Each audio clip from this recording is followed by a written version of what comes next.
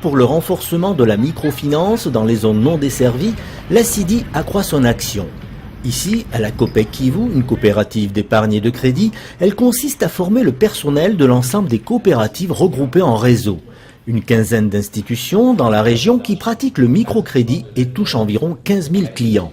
Ces agents de crédit apprennent à évaluer un emprunt, analyser une demande de crédit et reçoivent des notions de comptabilité et de gestion. De cette erreur. Ce qui me manquait surtout, c'était le montage du dossier d'un crédit.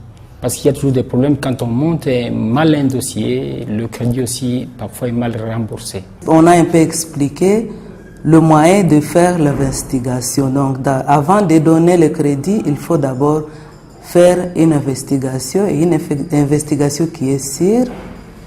On doit aussi avoir une garantie. Il y a la tendance que j'ai constatée ici, mais qui est également valable dans d'autres pays, à ce que l'on consacre une importance majeure à la garantie et que l'analyse économique du projet, de l'entrepreneur lui-même, est un peu négligée, est trop négligée.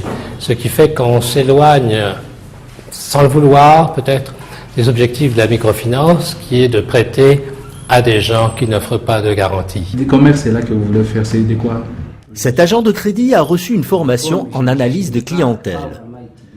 Il est en entretien avec un futur commerçant qui souhaite faire un emprunt. Avec la formation, ça nous a permis d'abord de savoir comment aborder un client. Auparavant, parfois on le recevait ici et le crédit se déroulait directement. On donnait de l'argent sans aller sur terrain de voir. Mais avec la formation, ça nous a permis de savoir, avant de donner un prêt, il faut vérifier réellement si l'activité existe, est bel et bien, et voir si la personne là a quand même un domicile, a une adresse quelque part, et du tout d'essayer un peu de monter, d'améliorer un peu notre tableau d'exploitation. Je vois, oui, une tendance au changement. Je vois plus de fermeté dans leur comportement, dans les relations avec les emprunteurs, dans l'exigence des papiers nécessaires. À 20 minutes de là, dans un quartier populaire, cette coopérative travaille dans des locaux exigus et sans électricité. Son gérant a reçu une formation en gestion de crédit. On nous a donné des formules, comment peut-être faire le suivi. Dès l'octroi du crédit, il faut commencer à accompagner les membres qui ont bénéficié du crédit jusqu'au remboursement.